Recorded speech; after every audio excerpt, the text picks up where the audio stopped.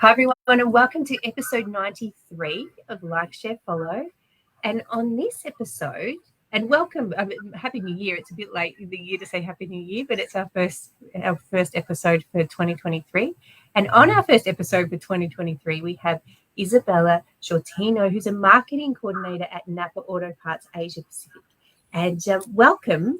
So, Isabella, you've just finished your social media courses last year at Uni SC.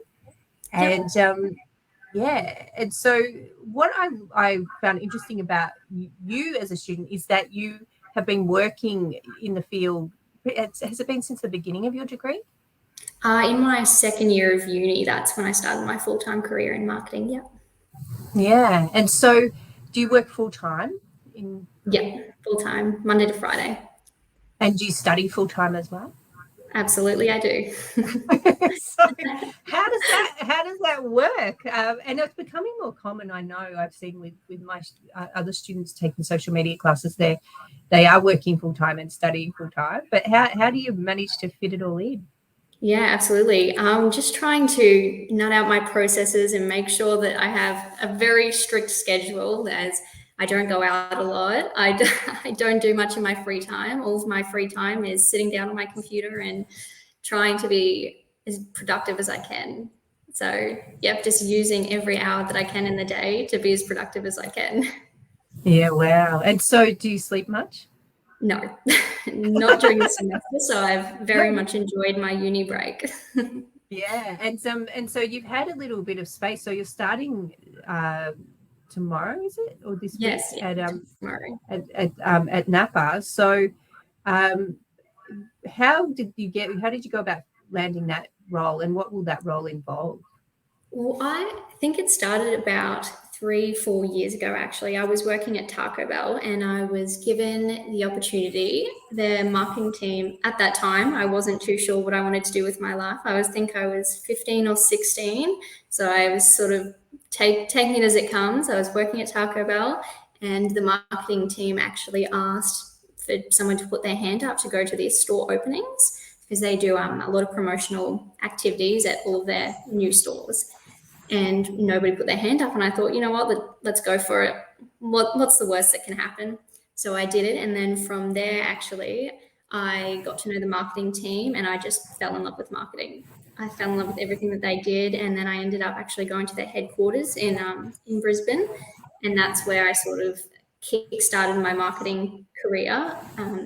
And from there, I applied to Bidfood, which is where I was a marketing admin assistant. And I genuinely think that putting my hand up for that role at Taco Bell, just a fluke of a role, was what landed me that position. So I think that's also a piece of advice that I would give to anybody, is just go for things, just do it. Even if you think it's going to be useless, just go for it. All experience matters at the end of the day. And that's how I believe that I landed my admin role, and it's been an amazing experience up until now. I was there for 1 year and 4 months. Yeah. Excellent. And then so how did you land the role at NAPA? I actually saw a job posted on LinkedIn for the lady that I worked with at Taco Bell. And I didn't think that, you never really think that you're ready.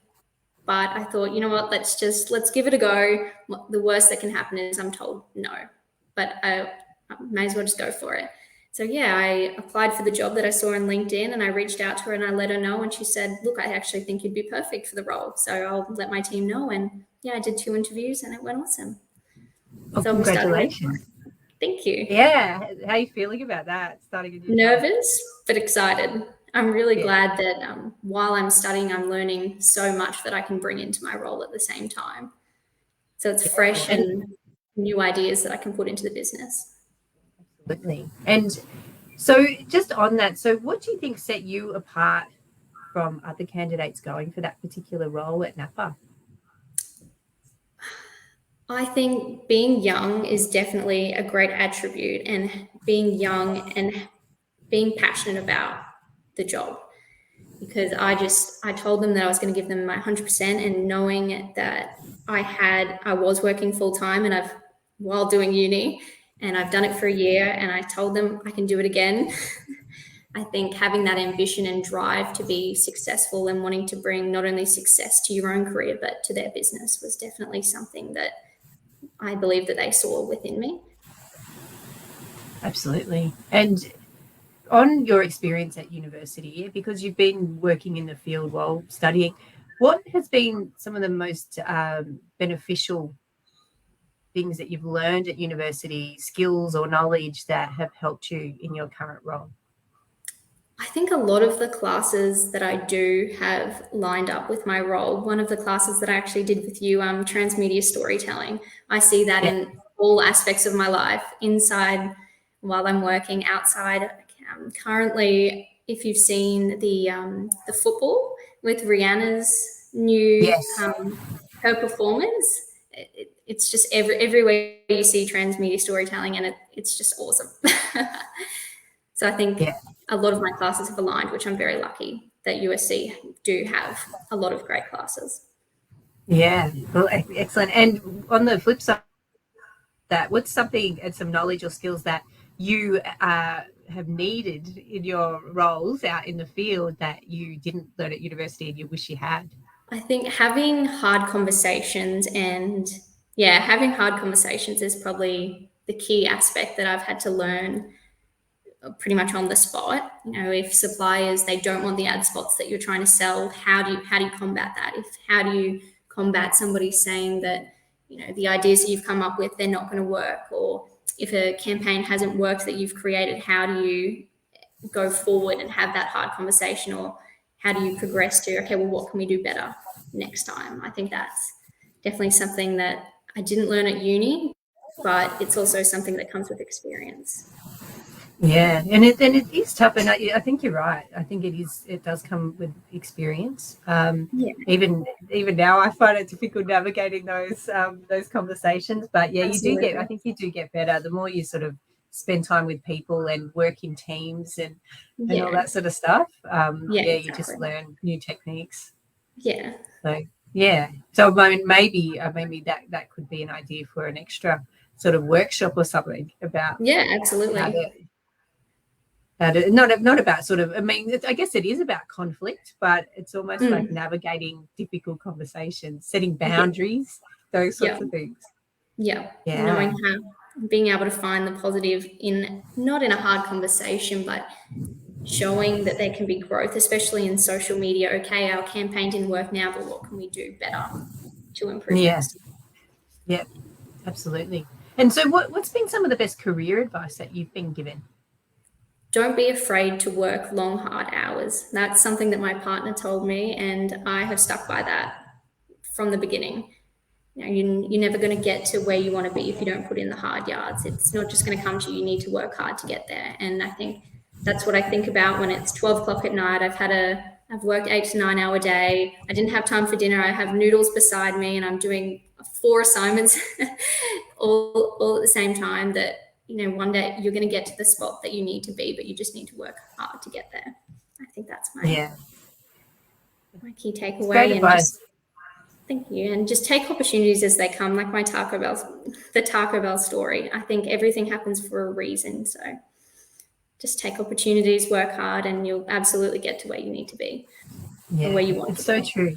And I think the more that you work hard, the more you can, because I mean, you've got a massive workload. You're able to successfully juggle multiple things. And I think that's a skill in itself. And I think the more that you do that, you become better at it, but you have to also be careful not to burn out.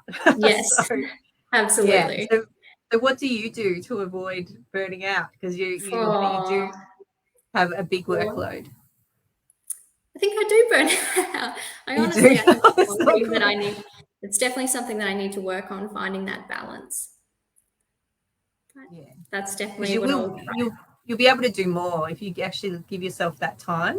You'll actually be able to be even more productive, but you're pretty productive already. So I think coffee's been my savior the last 2 years. Coffee and a smash over from Zarafas, and I am good to go on a Saturday morning, smash out all of the uni that I need to. That's probably been my savior. And so are you, like, in your previous role and for your new role, will you be doing a lot on social media? Yeah, absolutely. So I will be navigating 5 to 6 different companies within. So NAPA as an organisation, they purchase new businesses quite frequently. So they own Repco and all of the subsidiary brands underneath that. I'll be managing those. Great. And so because you're sort of across it on a daily basis, what has been something interesting that you have learned, or I guess just discovered over the last couple of weeks in relation to social media that you could share? There's somebody that I actually frequently follow, Georgie. I think her name's Georgie Stevenson, and she owns a brand called Naked Harvest, which Oh, is yeah. a healthy supplement brand. And I don't know if I would say I've learnt from it, but it's definitely somebody that I'm following at the moment that I want to learn from. She has created a massive empire on social media. She is everywhere. I can't open my phone without seeing a sponsored post from her, and every post that I see, even if I've seen it before, it engages me every single time. So I think that's something that I want to learn from. I definitely want to follow that space and see what she's done so successfully to get her brand to where it is now. Yeah. Well, yeah, I'll go and have a look as well. Yeah, she's awesome. She's also she's got a new business about manifesting, which is okay. yeah, it's a $400 course for, I think it's a 4-week manifesting course, and it's just blown up. Everybody my age knows about it, so it's really interesting. Yeah. So maybe that's something you can do when you get a moment. Yeah, absolutely. I'm hoping, fingers crossed, that an assignment pops up that I need to analyze a business, and that will definitely be the one. Yeah. Excuse, I'm not sure if you can hear. There's like huge thunder and lightning happening. Oh, it's finally hit you. Yeah. It's hard to know because I'm down. sitting in front of a window. Like the lightning just keeps catching my eye, so I have to. And so, what advice would you give to current students or even new graduates who are trying to find work in the field? So you've managed to do that throughout your degree, but what advice, and even in addition to jumping at opportunities and working really hard, do you have any other advice for them about how to do it? I think just my main one is just go for it. Like, don't hesitate. Just go for it. The worst that you can be told is no. Like I said before. So you've got nothing to lose. No, it's not embarrassing to be told no. So just go for it. You'll never regret doing something. Yeah. And the most important question of this whole episode and the whole show, really, because that's what it's called, is who do you like, share, and follow? Georgie Stevenson would definitely be my number one at the moment. Yeah. Anyone else? Yeah. No, actually, but I have absolutely loved LinkedIn at the moment in general. I think I've seen this transition from myself from Instagram and Facebook onto LinkedIn, and I think I spend my most time on social media on LinkedIn. So I think that's a big change of what I like, share, and follow. In the past year, I love seeing all of businesses post, which I don't know. I'm quite young, so I feel like I should be into the sort of influencer sort of category, but I love LinkedIn at the moment. LinkedIn's amazing. Like, it Absolutely is amazing. I'm a big LinkedIn lover, if we can call it, or advocate. Maybe I'm a LinkedIn lover as well. But it's just there's so many opportunities come through LinkedIn. So many times sometimes I meet people in person where then we connect on LinkedIn soon after, and then just keep in touch. And the contacts that you make and the connections are just amazing. I haven't achieved that on other social media channels. I have followers and connections and things, but actual opportunities, like they always come through LinkedIn for me. Yeah, absolutely. I feel like a lot of people connect a lot more on LinkedIn and they communicate a lot more than even on Instagram. I definitely talk to people more on my LinkedIn than I do on Instagram, which is crazy to me because I never would have imagined that. I know, and I keep trying to tell students, get on and do it. Absolutely. Absolutely.